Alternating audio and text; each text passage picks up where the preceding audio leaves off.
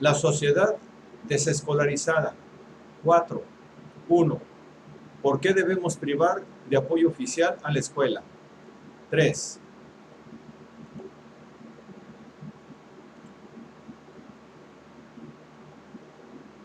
Las escuelas son todavía menos eficientes en la disposición de circunstancias que alienten el uso irrestricto, exploratorio de habilidades adquiridas, para lo cual reservaré el término de educación liberal.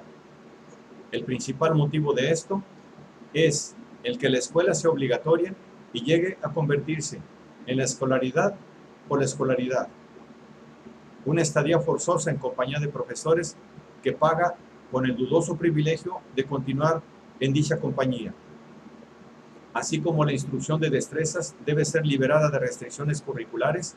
A la educación liberal debe desligársela de la asistencia obligatoria.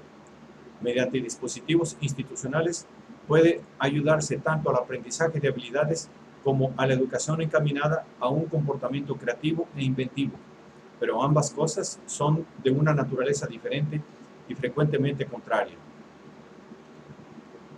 La mayoría de las destrezas pueden adquirirse y perfeccionarse mediante rutinas, porque la destreza o habilidad implica el dominio de una conducta definible y predecible. La instrucción de una destreza puede apoyarse, por consiguiente, en la simulación de las circunstancias en que se utilizará dicha destreza. En cambio, la educación en el empleo exploratorio y creativo de destrezas no puede descansar en sistemas rutinarios. La educación puede ser el resultado de la instrucción, aunque de una instrucción fundamentalmente opuesta a la rutina. Se apoya en la relación entre asociados que ya poseen algunas de las llaves que dan acceso a memorias almacenadas en la comunidad y por la comunidad. Se apoya en la sorpresa de la pregunta inesperada que abre nuevas puertas al cuestionario y a su asociado. El instructor de destrezas se apoya en la configuración de circunstancias fijas que permiten al aprendiz desarrollar unas reacciones o respuestas normales. El guía o maestro en educación se ocupa de ayudar a unos asociados parejos que se reúnen de modo que se dé el aprendizaje.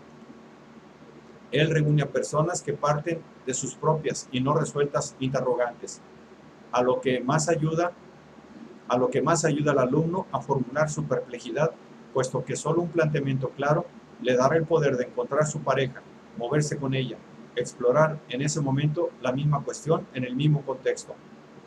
En un comienzo parecería más difícil imaginar unos asociados o compañeros parejos para fines educativos que el hallar instructores de destrezas y compañeros para un juego.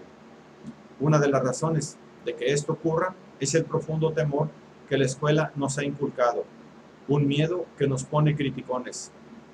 El intercambio intitulado de destrezas, a menudo destrezas inconvenientes, es más predecible y por tanto parece menos peligroso que las oportunidades ilimitadas de reunión para personas que comparten una cuestión en debate que es, en ese momento, social, intelectual y emocionalmente importante para ellas. El profesor brasileño Paulo Freire sabe esto por experiencia. Descubrió que cualquier adulto puede comenzar a leer en cosa de 40 horas si las primeras palabras que descifra están cargadas de significado político. Freire adiestra a sus maestros para trasladarse a una aldea y descubrir las palabras que designan asuntos actuales importantes, tales como el acceso a un pozo o el interés compuesto de las deudas que se le deben al patrón. Por la tarde, los aldeanos se reúnen para conversar sobre estas palabras clave. Comienza a percatarse de que cada palabra permanece en el pizarrón incluso después de haberse desvanecido su sonido. Las letras continúan abriendo como llaves la realidad y haciéndola manejable como problema. Frecuentemente he presenciado cómo en unos participantes crece la conciencia social y cómo se ven impedidos a actuar políticamente con la misma velocidad con que aprenden a leer. Parecen tomar la realidad en sus manos conforme escriben. Recuerdo un hombre que se quejó del peso de los lápices. Eran difíciles de manipular porque no pesaban como una pala. Y recuerdo a otro que camino al trabajo se detuvo con sus compañeros y escribió con su azadón en el suelo la palabra que venía conversando, agua. Desde 1962, mi amigo Freire ha pasado de exilio en exilio, principalmente porque rehúsa llevar a cabo sus sesiones en torno a palabras que hayan sido preseleccionadas por educadores aprobados y prefiere utilizar aquellas que los participantes llevan consigo a las clases.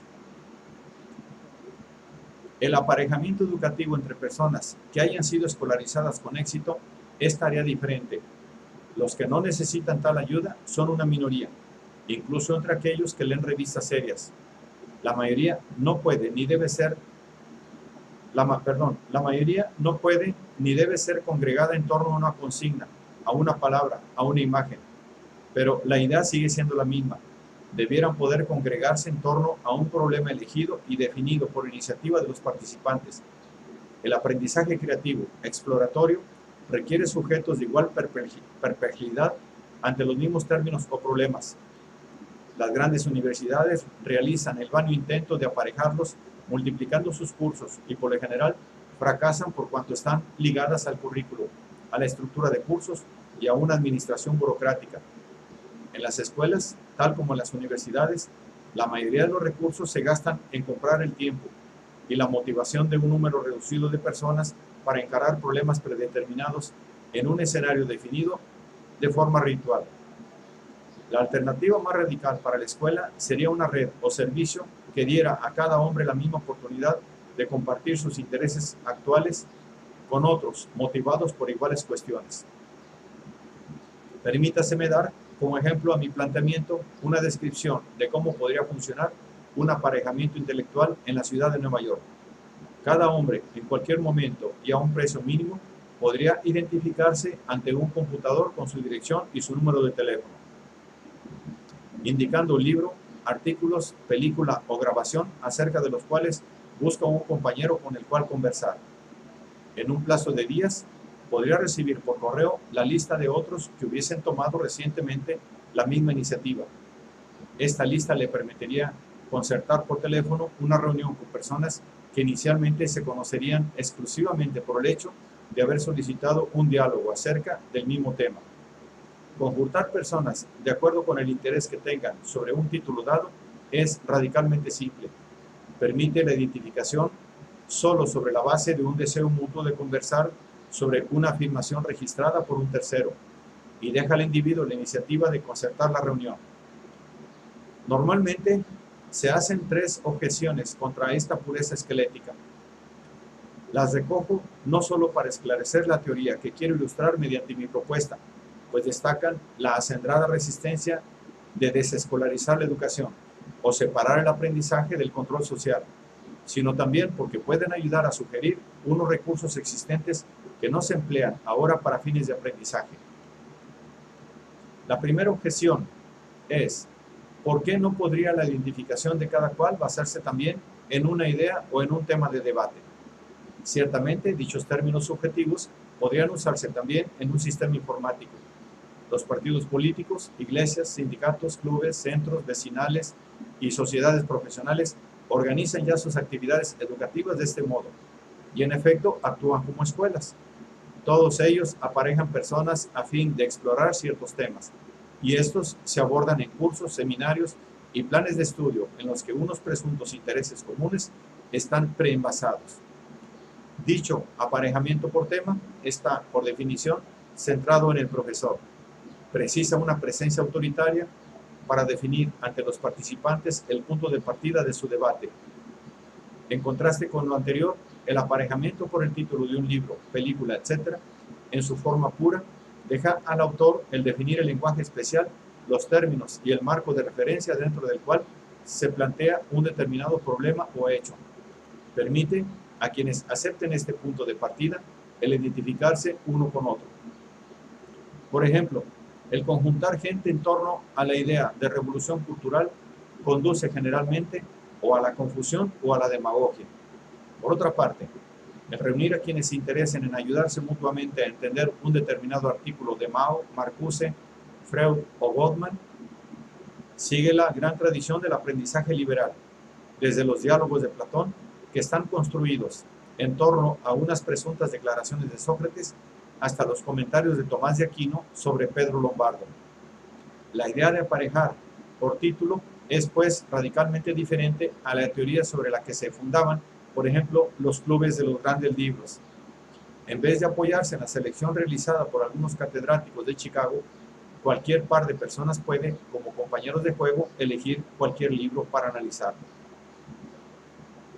La segunda objeción pregunta, ¿por qué la identificación de quienes buscan compañero no podría incluir información sobre edad, antecedentes, visión del mundo, competencia, experiencia y otras características definitorias?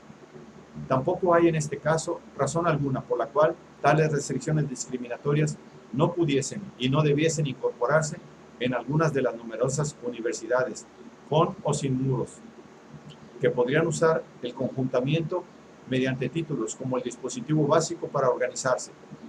Puedo imaginar un sistema ideado para fomentar las reuniones de personas interesadas en las cuales el autor del libro elegido podría estar presente o representado, o un sistema que garantizara la presencia de un asesor competente, o uno al que tuviesen acceso solo estudiantes matriculados en una facultad o escuela, o uno que permitiese reuniones solo entre gente que definiese una de estas restricciones. Podría hallársele ventajas para el logro de metas específicas de aprendizaje. Pero me temo que, en la mayoría de los casos, el motivo real para proponer tales restricciones es el desdén proveniente de presuponer que la gente es ignorante. Los educadores quieren evitar que el ignorante se junte con el ignorante en torno a un texto que podrían no entender y que leen solo porque están interesados en él. La tercera objeción. ¿Por qué no proporcionar a quienes buscan compañero una ayuda incidental que facilite sus reuniones, espacios, horarios, selección de participantes, protección? Esto lo hacen actualmente las escuelas con toda la ineficiencia que caracteriza a las grandes burocracias. Si dejáramos la iniciativa de las reuniones a los interesados en reunirse, unas organizaciones que nadie clasifica hoy como educacionales harían mucho mejor este trabajo. Pienso en dueños de restaurantes, editores, servicios de recados telefónicos, directivos de trenes suburbanos, que podrían promover sus servicios al hacerlos atractivos para reuniones educativas. En la primera reunión, en digamos un café, los cointeresados podrían establecer sus identidades colocando el libro en debate junto a sus tazas. Las personas que tomaran la iniciativa de concertar tales reuniones aprenderían pronto qué elementos citar para encontrarse con la gente que buscasen. El riesgo que en una conversación que uno mismo ha elegido le lleve a una pérdida de tiempo, a una decepción e incluso a un desagrado es ciertamente menor que el riesgo corrido por quien solicita ingreso en una universidad. Una reunión concertada por computador para debatir un artículo de una revista de circulación nacional celebrada en un café de la Cuarta Avenida no obligaría a ninguno de los participantes a permanecer en compañía de sus nuevos conocidos por más tiempo del necesario para beber una taza de café, ni tendría que encontrarse con ellos de nuevo nunca más. La probabilidad de que ello le ayudara a perforar la opacidad de la vida en una ciudad moderna y a fomentar nuevas amistades, un trabajo de propia elección y un leer crítico es elevada. El hecho de que de este modo el FBI podría conseguir un registro de las reuniones y lecturas de uno es innegable. El que esto pueda aún preocupar a nadie en 1970 es solo divertido para un hombre libre. Quien quiera o no, aporta su cuota para ahogar a los espías en las nimiedades que recolectan. Tanto el intercambio de destrezas como la conjunción de copartícipes se fundan en el supuesto de que educación para todos significa educación por parte de todos. No es el reclutamiento de una institución especializada, sino solo la movilización de toda la población lo que puede conducir a una cultura popular.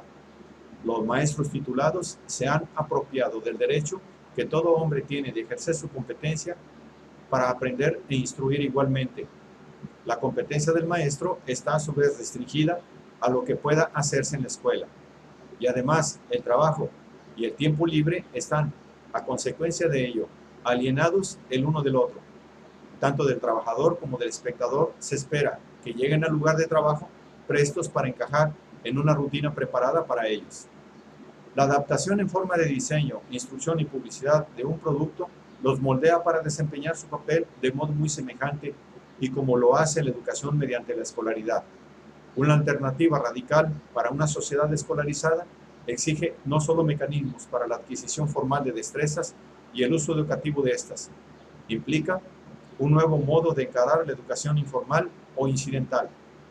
La educación incidental ya no puede regresar a las formas que el aprendizaje adoptó en la aldea o en la ciudad medieval. La sociedad tradicional se asemeja más a un grupo de círculos concéntricos de estructuras significativas, mientras el hombre moderno debe aprender el cómo hallar significación de muchas estructuras con las que está relacionado de manera solo marginal. En la aldea, el lenguaje, la arquitectura, el trabajo, la religión y las costumbres familiares eran compatibles entre sí, se explicaban y reforzaban mutuamente. El desarrollarse en una implicaba un desarrollo en las otras. Incluso el aprendizaje especializado era el subproducto de actividades especializadas, tales como la fabricación de zapatos o el canto de los salmos. Si un aprendiz no llegaba jamás a ser maestro o erudito, contribuía sin embargo a la fabricación de zapatos o a hacer solemnes los servicios litúrgicos. La educación no competía en tiempo, ni con el trabajo ni con el ocio. Casi toda la educación era compleja, vitalicia y no planificada. La sociedad contemporánea es el resultado de diseños e intenciones conscientes, y las oportunidades educativas han de ser incorporadas a esos diseños. Ahora disminuirá la confianza que depositamos en la instrucción especializada y a tiempo completo a través de la escuela, y hemos de hallar nuevas maneras de aprender y enseñar. La calidad educativa de todas las instituciones debe aumentar una vez más, pero esta es una previsión muy ambigua. Podría significar que los hombres de la ciudad moderna serán cada día más las víctimas de un proceso eficaz de instrucción total y manipulación, una vez que estén privados incluso del tenue asomo de independencia crítica que proporcionan hoy en día las escuelas liberales, cuando menos a algunos de sus alumnos. Podría significar también que los hombres se escudaran menos tras certificados adquiridos en la escuela y adquirirán así valor para ser respondones y controlar e instruir de ese modo a las instituciones en que participen. Para lograr esto último, debemos aprender a valorar el valor social del trabajo y del ocio en la toma y daca educativo que posibilitan. La participación efectiva en la política de una calle, de un puesto de trabajo o de un hospital es, por lo tanto, el mejor cartabón para evaluar su nivel como instituciones educativas. Hace poco dirigí la palabra a un grupo de estudiantes de los primeros años de bachillerato, empeñados en organizar un movimiento de resistencia a su enrolamiento obligatorio en la clase siguiente. Tenían por consigna participación, no simulación. Les decepcionaba el que esto se entendiera como una petición de menos educación en vez de lo contrario, y me hicieron recordar la resistencia que opuso Karl Marx a un párrafo en el programa de Gotha, el cual, hace 100 años, quería hacer ilegal el trabajo infantil. Se opuso a la proporción en pro de la educación de los jóvenes, que podía producirse solo en el trabajo. Si el mayor fruto del trabajo del hombre debiera ser la educación que se deriva de este y la oportunidad que el trabajo le da para iniciar la educación de otros, entonces la alienación de la sociedad moderna en un sentido pedagógico es aún peor que su alienación económica. El mayor obstáculo en el camino de una sociedad que educa verdaderamente lo definió muy bien un amigo mío, negro, de Chicago, quien me dijo que nuestra imaginación estaba totalmente escuelada. Permitimos al Estado verificar las deficiencias educativas universales de sus ciudadanos y establecer un organismo especializado para tratarlos. Compartimos así la ilusión de que podemos distinguir entre qué es educación necesaria para unos y qué no lo es, tal como generaciones anteriores establecieron leyes, las cuales definían qué era sagrado y qué profano.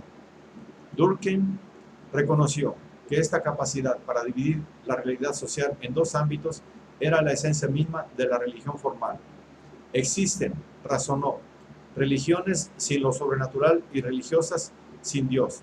pero no hay ninguna que no subdivida el mundo en cosas, tiempo y personas que son sagradas y en otras que son por consecuencia son profanas. Este penetrante alcance de Durkheim puede aplicarse a la sociología de la educación, pues la escuela es radicalmente divisoria de manera parecida. La existencia misma de las escuelas obligatorias divide cualquier sociedad en dos ámbitos.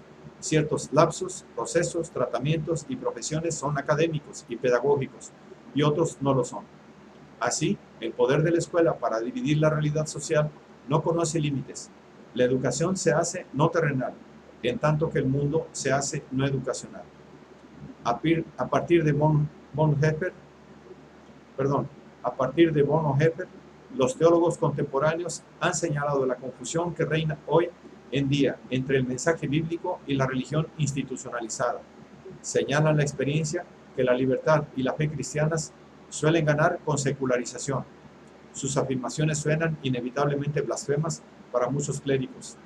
Es incuestionable que el proceso educativo ganará con la desescolarización de la sociedad, aun cuando esta exigencia le suene a muchos escolares como una traición a la cultura.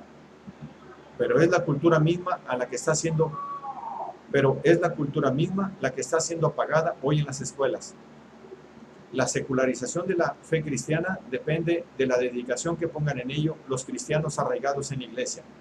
De manera muy parecida, la desescolarización de la educación depende del liderazgo de quienes se criaron en las escuelas. El currículum que cumplieron no puede servirles como excusa para la tarea. Cada uno de nosotros sigue siendo responsable de lo que se ha hecho por él, aun cuando puede que no sea capaz sino de aceptar esta responsabilidad y servir de advertencia para otros.